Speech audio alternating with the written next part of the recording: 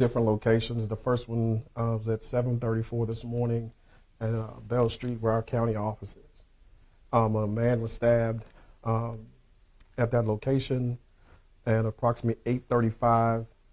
Second victim was stabbed on Wall Street, where a library and the Board of Elections and Probation and Parole offices are in that vicinity.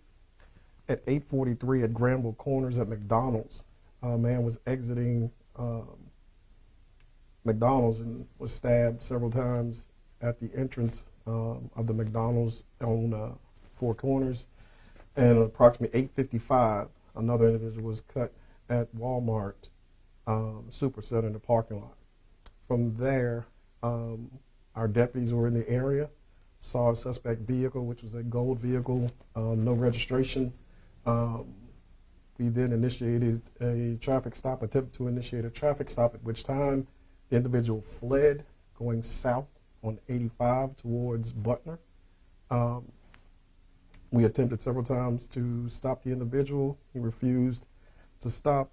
There wasn't a real high-speed chase. I think the speeds may have reached around 75, 80 miles an hour. We did everything we could to block traffic on the off-ramps. The suspect then turned around on 85 and headed back north towards exit 202.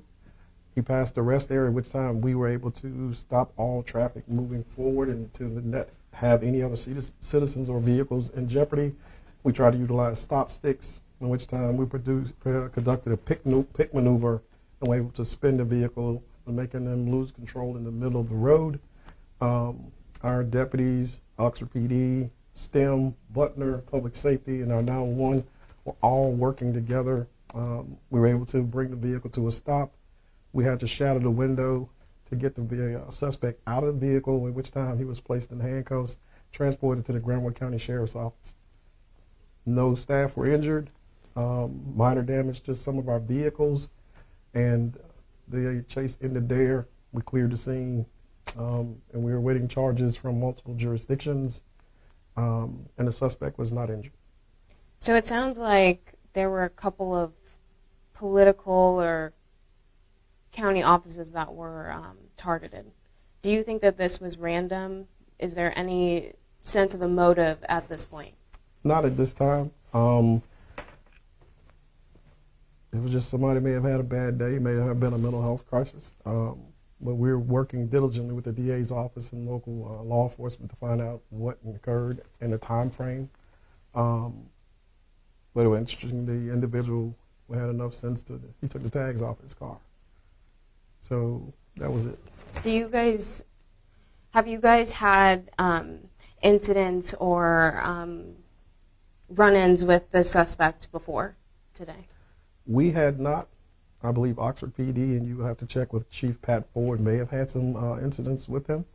At this time, we're not going to release his identity based on what we have going on. We're trying to gain more information, and once we get to a place where we can provide that information, we will do so and share it with you. So at this point, do you have any sort of pulse on the conditions of the victims? And what's the total number of victims? 4? There's a total of 4. We have not had any clear indications of what their conditions are at the time. We just left the DA's office speaking with them, but we're treating everything as though it's serious. They were transported to different locations, and we will report that out to you as well once we get some further details on their conditions and locations where they were taken. Any common characteristics among the victims or any other common threads among the 4? Random. They were all random. Given that you think it's random, is there any investigation into possible terrorism based on an event like this or anything in that vein? Nothing to that level. And again, we're going to make sure we cross all our T's and dot all our I's. We have multi-agencies, the State Bureau of Investigations. We're going to ask them to come in and kind of look at it as well. But this individual, I don't think is on anybody's radar for that kind of attacks. Like I said, sometimes mental health may play a part in it, and that's what we're going to do, is look at it from that perspective as well. So I know that you said that you're not going to release the identity of the suspect. Can you give any sort of description? Black male, approximately about 6'1", 6'2", driving a golden color vehicle. And he was taken into custody without any issue once we were able to stop the vehicle and extract him from the vehicle. In terms of the injuries to the victims, were they Some were like? cut, some were stabbed. Thank you. We were also told someone had described to us that there was a victim that was laid out in front of the McDonald's, and I know that you said that there was a stabbing victim there as well. Can you confirm that? Same individual. He was laying at the entrance door. Once we got there, some of my staff were rendering aid and assistance to him. Some of the patrons were in there assisting and responding to his needs. But his identity still, we won't release that as well. But he was stabbed and cut. Was he using the same weapon for all four of these? Is there anything you can share about that? We don't know. That's still an investigation. We are going to process his vehicle, and anything we find and determine what was relevant to the case, we'll again share that information with you guys. So I know that Granville County government has confirmed that one of the victims was an employee there. Can you give any sort of sense on any of the other victims or any of the other victims involved in county government? No.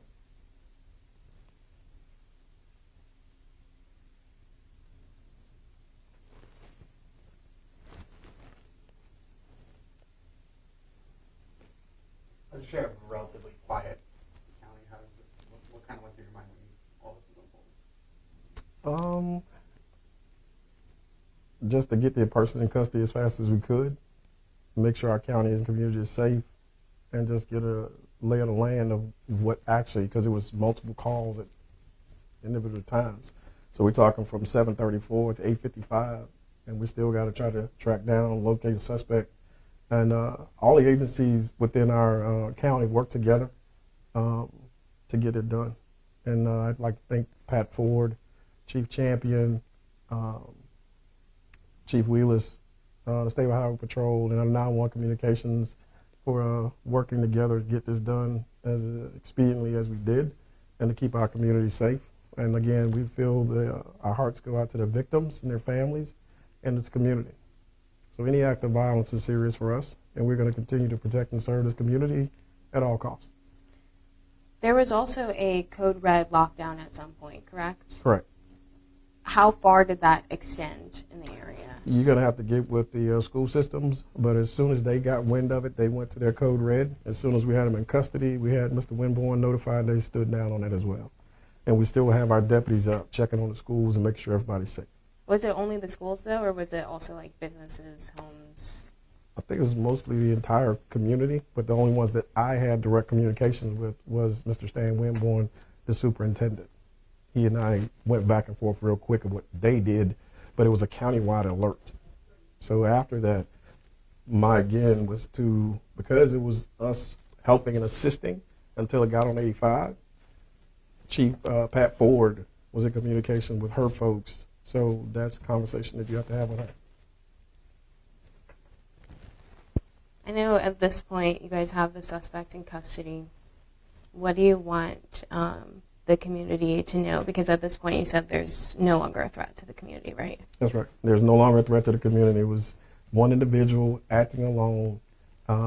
Again, we have to get to the bottom of it, and we're going to do our due diligence as expediently as we can to find out what happened.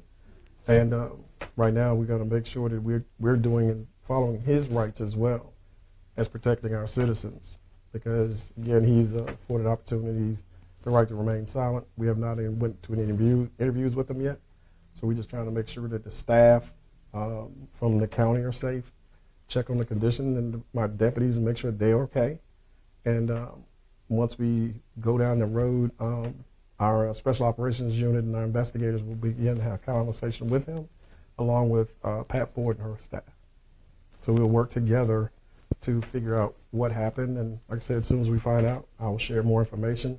And if we can release information to the identity of the individual, I may do it by the end of this evening, but only after consultation with my attorneys and Pat Ford, then I will share that information with you. Were any of the victims instrumental in helping find? Were any of them ones that called, or was it witnesses on scene? Actually, it was witnesses the way that we got it. once it came through 911 because it was an OPD matter. So once it was an assault at OPD, and then we found out it was a county employee, then we acted to initiate we spun up our resources to help and support Pat Ford and the OPD. And then we just worked together to get it done. And again, it was a joint effort. Came to a conclusion safely. But again, it's about the victims in our community staying safe. And hopefully everybody survives this incident. So first stabbing happened right around 7:30. 7:34. 7:34. Yes. Around what time was it that you guys were able to bring the suspect in and arrest? Maybe 9 o'clock, right after 9, maybe. It was real close because once we kind of figured out where he was, I think I was at McDonald's at the time, and then we found out that he had just left the gas station over by Walmart.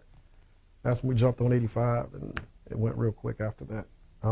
We had my vehicles, my staff did a great job communicating with 911 about the whole process, the whole chase, understanding the road conditions, the speeds were reported, and everything was consistent with our policies about pursuits or chase policies were followed. And again, our deputies did a great job. Local law enforcement did a great job to bring this thing to closure as safely and quickly as we did. Roughly an hour and a half. Yes, ma'am. We're good? That's all I got. Thank Okay, you so cool, much. Cool.